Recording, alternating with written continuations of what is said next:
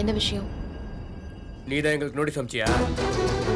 இங்க மரியாதையா பேசுங்க. இந்த நீ வா போலாம் இங்க பேசக்கூடாது.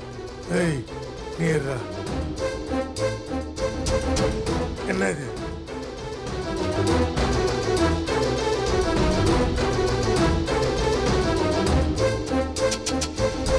ஓ, உங்க கடை தானே அது? ஏன் உனக்கு தெரியாதா?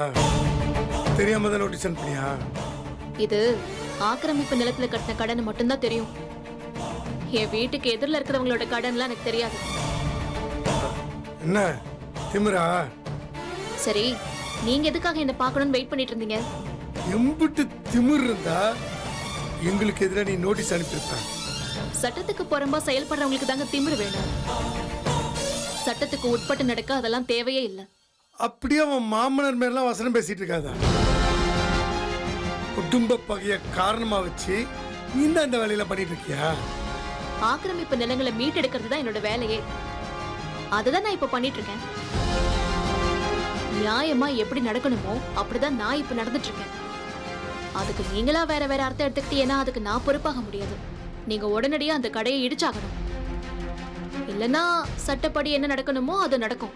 ஏய் ஏய் ஏய், இந்த குன்னக்குடியில ஒருத்தம் கூட நீ ஏத்து பேசுறது கிடையாது.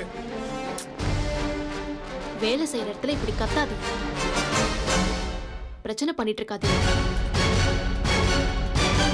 அதோட அரசாங்க ஊழியரையும் வேலை செய்ய விடாம தடுக்கிறது சட்டப்படி தப்பு. எங்க கிட்டே நீ சட்டம் பேசுறியா? எத்தனை நாளா வேலை பாக்குற? ஒரு 6 மாசமா வேலை பார்த்திருப்பியா? எங்க அப்பா இதே ஊர்ல வருஷ கணக்குல பிசினஸ் பண்ணிட்டு இருக்காரு. உங்கள மாதிரி எத்தனை பேரை பார்த்திருப்பாரு? ஹலோ ஹலோ, உங்க வரலாறுலாம் எனக்கு தேவையே இல்லாத விஷயம். நோட்டீஸ் அனுப்பியாச்சுல, நோட்டீஸ்ல என்ன சொல்லிருக்கோ அதை பண்ணுங்க. அப்படி இல்லையா விட்டுருங்க. அப்புறம் என்ன பண்ணணுமோ அதை நாங்க பாத்துக்கிறோம். ஏய், என்ன பேசிட்டு இருக்க?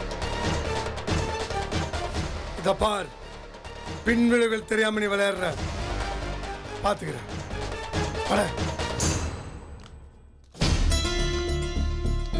மேடம், அவங்களாம் மோசமானவங்க. அவங்கள்ட்ட பிரச்சனை வேணாம் மேடம். எதிர்த்தாப்புலே இருந்து அவங்கள பார்த்துட்டு தானே இருக்கேன். உங்களை விட அவங்களை எனக்கு நல்லாவே தெரியும். நீங்க போங்க, நான் பாத்துக்கிறேன்.